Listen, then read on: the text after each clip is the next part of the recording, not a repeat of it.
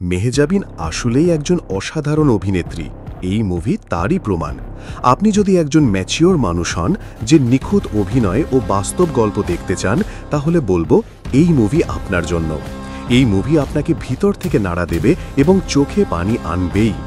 এই মুভি দেখার সময় আমার মনে হচ্ছিল মেহজাবিন চৌধুরী 2024 সালের ন্যাশনাল অ্যাওয়ার্ড ডিজার্ভ করেন। তাহলে চলুন আর কথা না বাড়িয়ে মুভির এক্সপ্লেনেশন শুরু করা যাক। What's up for the pine? Drop the beat now. মুভির শুরুতে দেখা যায় পলাশ ও মালতীর বিবাহবার্ষিকী উপলক্ষে তারা খুব আনন্দের সাথে উদযাপন করে, সারা দিন একসাথে সময় কাটায়। তারা হিন্দু ধর্মাবলম্বী। পলাশের বন্ধু রাজ্জাকের সাথে দেখা করার সময় পলাশের বাবা ফোন দিয়ে জানায় তার 50,000 টাকা প্রয়োজন, কিন্তু পলাশের কাছে এত টাকা নেই। তার বাবা বলে যেভাবে হোক ম্যানেজ করে দিতে। পলাশ ও মালতী খুব সাধারণ জীবনযাপন করে, কিন্তু তারা খুশি ছিল কারণ তারা একে অপরকে অনেক ভালোবাসে। মালতীর বাসার ওয়াশরুমের লকটি ঠিকমতো কাজ করে না, তাই সে পলাশকে বলে বাড়ির মালিককে এই ব্যাপারে জানাতে। পলাশ গিয়ে তাকে এই ব্যাপারে জানালে বাড়ির মালিক তাদের কথায় কান দেয় না এবং বলে বাসায় থাকতে সময় হলে ঘর ছেড়ে দিতে। পলাশ চলে আসে। এরপর রাতে পলাশ মালতীকে একটি শাড়ি ও কানের দুল উপহার দেয় এবং সর্বশেষ তাকে একটি আচারও উপহার দেয়। মালতী অনেক খুশি হয় এবং তাদের দুইজনের বিবাহ বার্ষিকী অনেক আনন্দের কাটে। পরের দিন সকালে পলাশ কাজে চলে যায় এবং মালতী বাসায় থাকে। পলাশ যার দোকানে চাকরি করে তাকে মিষ্টি খাওয়ায়। সেই দোকানে মালতীর মামাও কাজ করে। মালতীর মামা জানায় আজ তাদের বিবাহ বার্ষিকী, তাই মিষ্টি খাওয়াচ্ছে। দোকানের মালিক বলে মিষ্টিতে কাজ হবে না, দুপুরে কাচ্চি বিরিয়ানি খাওয়াতে হবে। মালতী পূজা শেষ করে এসে দেখে পলাশ তাকে অনেকগুলো ফোন দিয়েছে। এরপর সে পলাশকে ফোন দেয়, কিন্তু তাকে লাইনে পায় না। সে খেয়াল করে দেখে তার টিভিতে নিউজে দেখাচ্ছে পলাশ যেই দোকানে কাজ করে সেই দোকানের আশেপাশের সকল দোকানে আগুন লেগেছে। সে ভয় পেয়ে যায়, তাই সে বারবার পলাশকে ফোন দিতে থাকে, কিন্তু লাভ হয় না, তাকে লাইনে পাচ্ছে না। মালতী বের হয়ে রওনা দিলে দেখে সেই মার্কেটের আগুনের ধোঁয়া তার বাসা থেকে দেখা যাচ্ছে। অন্যদিকে পলাশের বন্ধু রাজ্জাক জানতে পারে পলাশের মার্কেটে আগুন লেগেছে। সে নিউজ দেখে মালতীর বাসায় রওনা দেয়, কিন্তু মালতীকে ফোনে পাচ্ছে না। রাজ্জাক ও তার আরেক বন্ধু মিলে মালতীর বাসায় আসে এবং দেখে মালতী বের হয়েছে সেখানে যাওয়ার জন্য। রাজ্জাক বলে তোমার এই অবস্থায় যাওয়া ঠিক হবে না। মালতী তাদের কথা শোনে না, সেও যাবে বলে রওনা দেয়। পলাশের বাবা ও টেনশন করতে থাকে।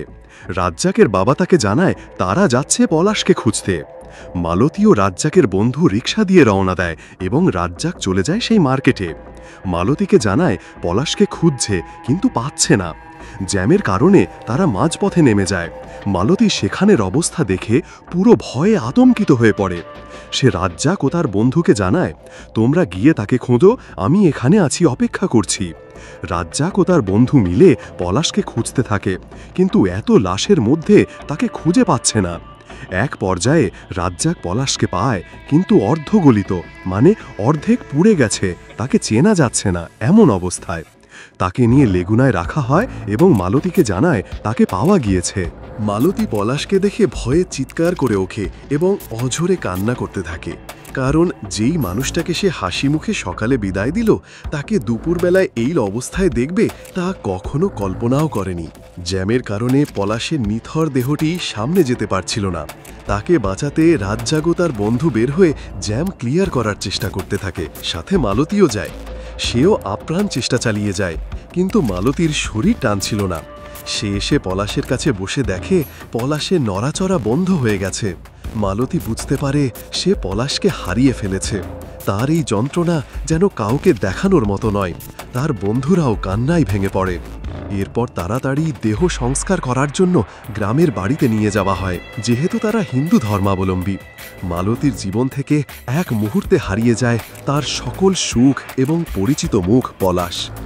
পলাশের মা বিধবাকে দোষী ভাবে কোনো কারণ ছাড়াই। পলাশের বাবা বলে ভবিষ্যতে যে আসবে তার জন্য কোনো টাকা রেখে গেছে কিনা পলাশ। মালতী বলে না, যেই টাকা আছে সেই টাকা দিয়ে নিজের চলতে সমস্যা হবে। মালতী তার শ্বশুরবাড়ির এই টাকা চাওয়ার ব্যাপারটি সহ্য করতে পারে না, তাই সে ঢাকার উদ্দেশ্যে রওনা দেয়। তখন পলাশের সাথে তার ফেলে আসা স্মৃতিগুলো মনে করতে থাকে। এরপর রুমে এসে পলাশের শার্ট ধরে কান্না করতে থাকে। সে একদম একা হয়ে গিয়েছে। রাজ্জাক ঢিবিতে শুনতে পারে আগুনে পুড়ে যারা মারা গিয়েছে তাদেরকে ২০ লক্ষ টাকা সরকারি অনুদান দেওয়া হবে। রাজ্জাক পলাশের একটি ছবি ফ্রেম করে নিয়ে আসে মালতীর বাসায়।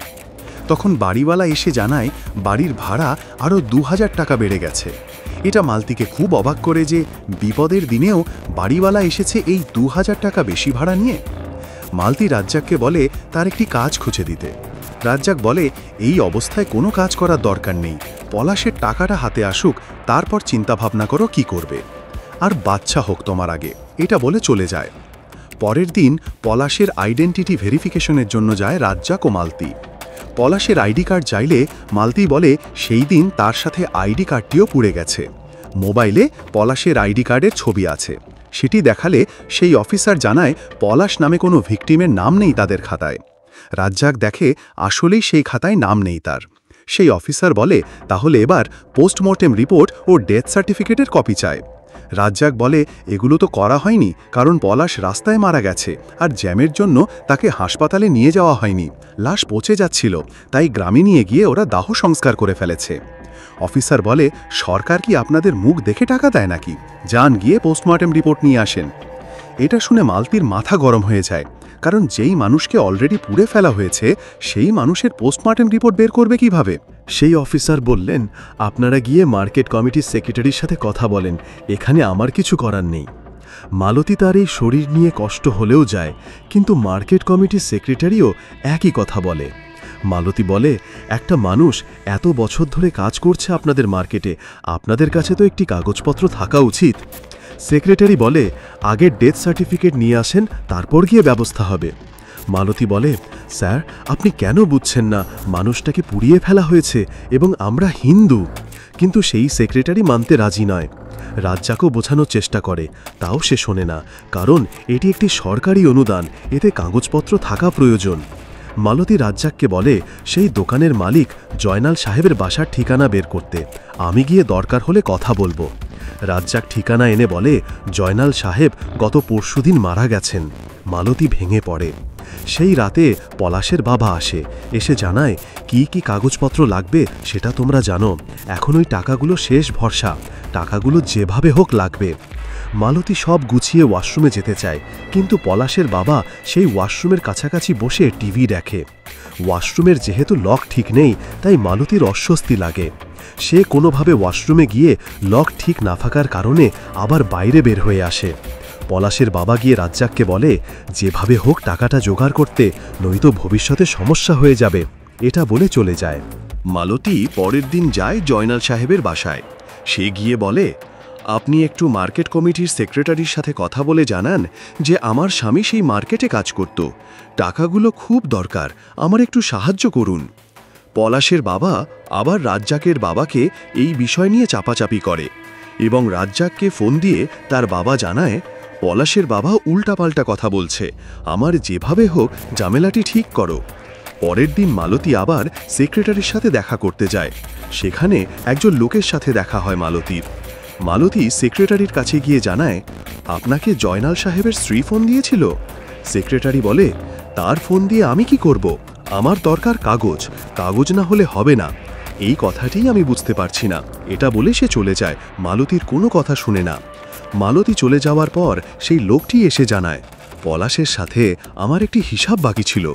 মালতী সেই দলিলে দেখে পলাশ সেই লোকের থেকে ৫ লক্ষ টাকা ধার নিয়েছিল। মালতী জানায় এই ব্যাপারে পলাশ আমাকে কিছু বলেনি, আমি জানি না।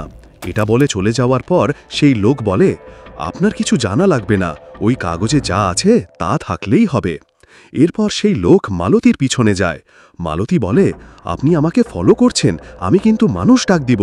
সেই লোক বলে না, আমি শুধু দেখে গেলাম আপনি বর্তমান ঠিকানায় আছেন কি না। মালতী খুব চিন্তিত হয়ে পড়ে। সে রাজ্জাকের কাছে যায় এবং সেই লোকের ব্যাপারে জানায়। বলে পলাশ তার থেকে সুদে ৫ লাখ টাকা নিয়েছিল, ২ লাখ টাকা দিয়েছে, এখন সেই লোক আমার থেকে ৩ লাখ টাকা চায়। মালতী ভালে সে এই ব্যাপারে কিছু জানত না। মালতী ভাবে হয়তো এই টাকা পলাশ তার বাবাকে দিয়েছে, কারণ সে সবসময় পলাশের থেকে টাকা চাইত।